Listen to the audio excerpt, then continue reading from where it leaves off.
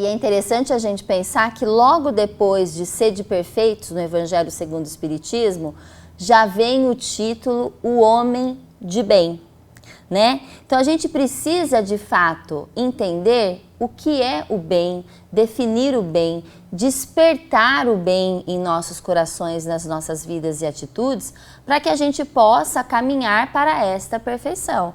Porque às vezes muita gente tem essa obstinação pela perfeição, pode cair em algumas distorções que a gente vai conversar, mas o bem vem antes, né?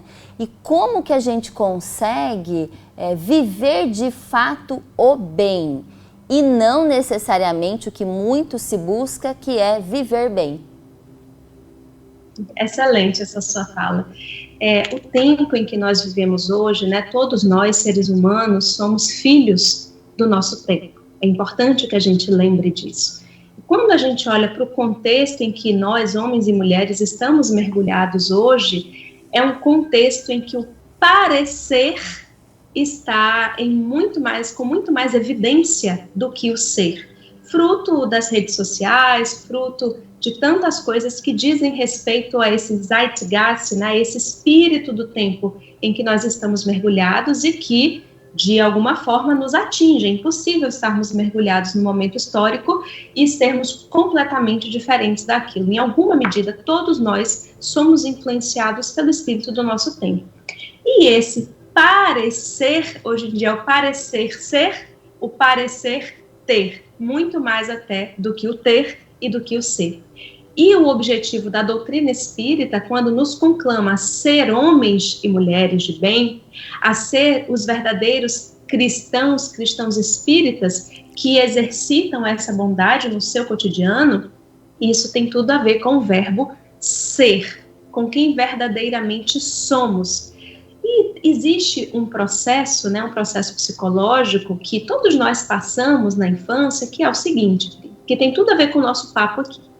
Quando a gente está lá na nossa infância, nós vamos percebendo algumas coisas que são bem vistas, né? Então, servem como reforço.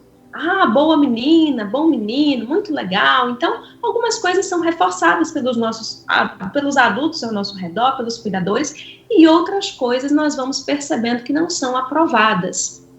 E o que a gente ali, como criança, com o cérebro ainda imaturo, vai fazendo? Em muitos casos, cada um com as suas saídas, mas a gente vai tentando esconder até de nós mesmos, aquilo que não agrada, aquilo que não tem aprovação. A gente não sabe muito bem, enquanto criança, como que eu transformo isso aqui, que é visto como um defeito, que é visto como um problema. Então, nós vamos construindo uma autoimagem a nosso próprio respeito, né? Uma imagem sobre a gente, uma autoimagem que muitas vezes não condiz com quem nós verdadeiramente somos.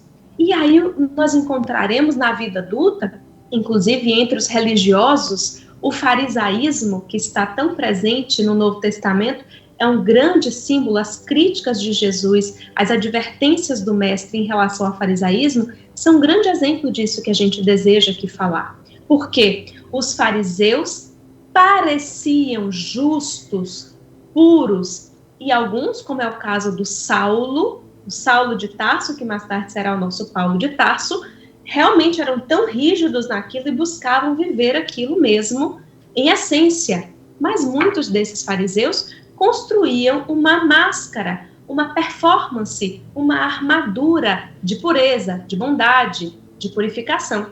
Ainda hoje, se nós não tivermos cuidado, mesmo entre nós espíritas, a gente pode ler aqui, ó, caracteres do homem de bem, os bons espíritas, e achar que porque leu, que porque entendeu cognitivamente, já damos conta de ser. E é muito comum que, inclusive eu posso aqui dar o testemunho que isso já aconteceu comigo, quando eu estava lá na Juventude Espírita Nina Aroeira, a gente lê, a gente entende, parece que já sabe o caminho, e começa a parecer daquela forma. Então, vai falando mais baixo, vai querendo até mudar o jeito de se vestir, começa a chamar todo mundo de irmão, e aí a gente começa a achar que aí reside a virtude, que aí já houve a transformação, que nós já somos aquilo que desejaríamos ser, quando em verdade o caminho rumo à verdadeira virtude, rumo à perfeição, não é um caminho curto, não é um caminho que passa apenas pela cognição ou pelo entendimento,